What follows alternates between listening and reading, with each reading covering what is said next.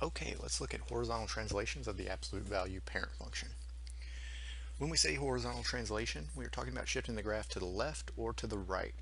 In this video, we're going to explore how to do that with the absolute value parent function. Let's look at what happens when I subtract 3 from x before taking the absolute value. So we have this new function, y equals open absolute value x minus 3 close absolute value. We're going to explore this graph by plotting points. So let's start plotting some points. If I plug in -4 for x, I obtain open absolute value, -4 minus 3 close absolute value. And this is equal to open absolute value, the absolute value of -7, which is of course equal to 7. Now if I do the same thing for all these other x values, the results are going to be as follows. The absolute value of -3 minus 3 is -6. Absolute value, -3 minus 3 is -6, and the absolute value of -6 is 6. The absolute value of -2 minus 3 is the absolute value of -5, which is 5. We plug in -1, the output's going to be 4. If we plug in 0, 0 minus 3 is -3, and the absolute value of -3 is 3. Input of 1 is going to have an output of 2. Input of 2 is going to have an output of 1. If I plug in 3, 3 minus 3 is 0.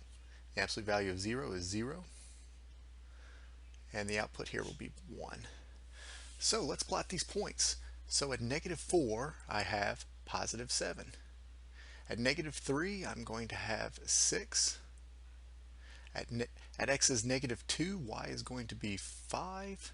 At x is -1, y is going to be 4. At x is 0, y is going to be 3, and that's our y-intercept. At x is 1, we have 2, so on and so forth, 4.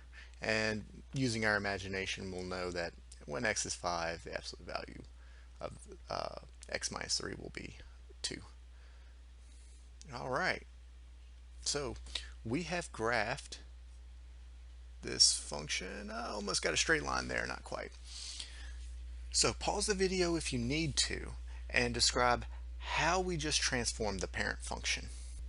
Okay, welcome back. Comparing the vertex of the parent function to the vertex of y equals open absolute value x minus 3 close absolute value, I can see that the parent function was shifted 3 units to the right. Okay, take a moment and graph the following equation, y equals open absolute value x plus 2 close absolute value. Do this by plotting points the way I did in the previous example. Pause the video to complete this. When you finish, start the video back up and I'll have the answer posted. Okay, welcome back. What you should have for the graph of y equals open absolute value x plus 2 close absolute value is in green. This should be your table of values and this should be your graph. And what you should notice is when we add 2 to x before taking the absolute value, the parent function shifts to the left 2. So I could have graphed this, rather than finding this table of values, I could have just shifted the parent function to the left 2 units. Likewise, on the previous equation, y equals open absolute value x minus 3 close absolute value, I could have just shifted the parent function to the right 3 units. Okay, and you can try this out with a couple other examples if you'd like, x plus 4, x plus 10, x minus 7, but you're ultimately going to reach the following conclusion. And it's this statement here. If h is greater than 0, the graph of y equals open absolute value x plus h, close absolute value, is the graph of the parent function shifted to the left h units. Also, the graph of y equals open absolute value x minus h is the graph of the parent function shifted to the right h units. So when we add a value to x inside the absolute value, we end up moving to the left, and when we subtract a value from x and the absolute value, we end up moving to the right. Kind of almost counterintuitive, but I think we've seen enough examples to see that that's true. So let's get down to the main goal here. What you really need to be able to do is look at an absolute value equation that's been shifted from the parent function and just give a quick sketch of it. So I'm going to do that here with y equals open absolute value x minus 6.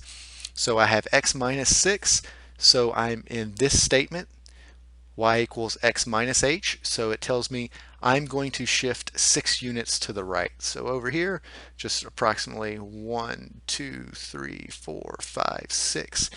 That's where my vertex is going to be at the point 6 comma 0, and I'm going to have that V shape.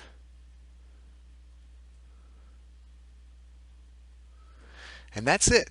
That's showing that that you understand shifting horizontal translations. So take a moment, try these 3 examples. The red one is a little trickier than the other 2, but try these 3 examples and pause the video, try the examples, and then when you come back, I'll have the answers up.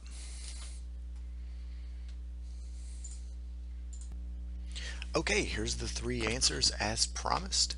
If you have any questions, feel free to leave them in the comments, and thank you for watching.